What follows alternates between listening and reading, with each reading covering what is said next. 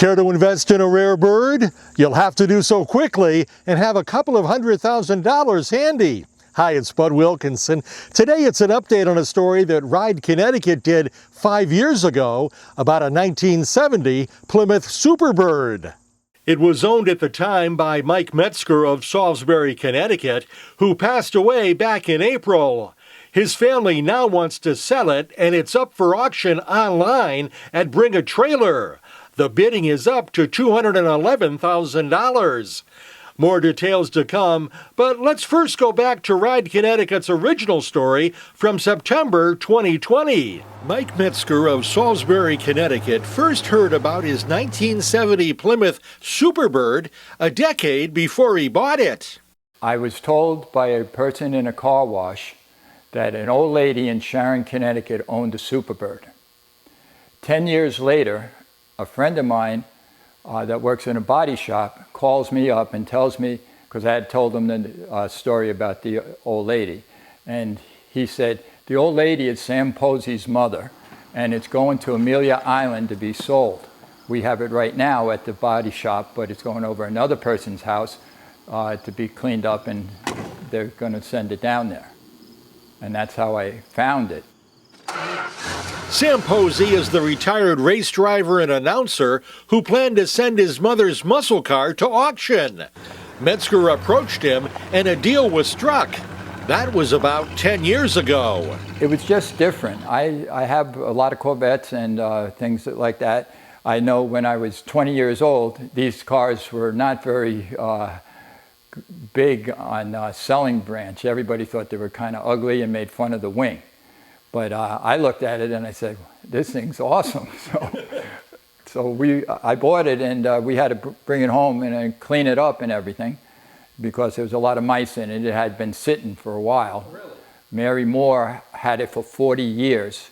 She was just about 90 when she passed away. The Superbird was a one-year variation of Plymouth's Road Runner model, designed for NASCAR use.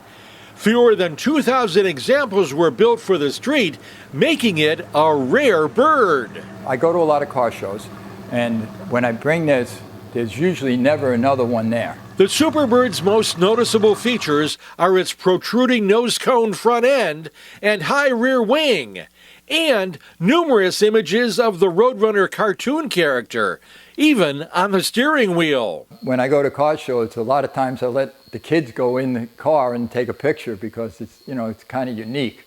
And even the mothers and the fathers want to get in the car sometimes. It may look strange, but it's a nice driver with a 440 cubic inch V8 engine, 4-speed transmission, and power steering. It's basically a nice car to drive. It cruises right along. It's very easy to drive compared to one of my Corvettes that doesn't have power steering. And so I can just drive the car down with one hand, drove it along. It's got the big shifter that's about almost 3 feet high, I guess. And it just goes right along.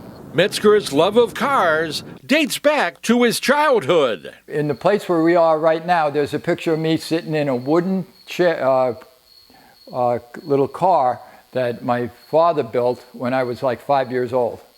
And from there on, once the 63 Corvettes came out, I was hooked. And I was a Corvette guy mostly.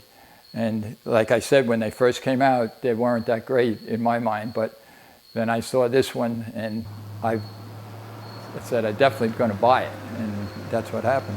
Metzger has taken good care of the Superbird over the years that he's owned it, preserving the paperwork and history of the model in a binder. It's colorful, big, and it's unique.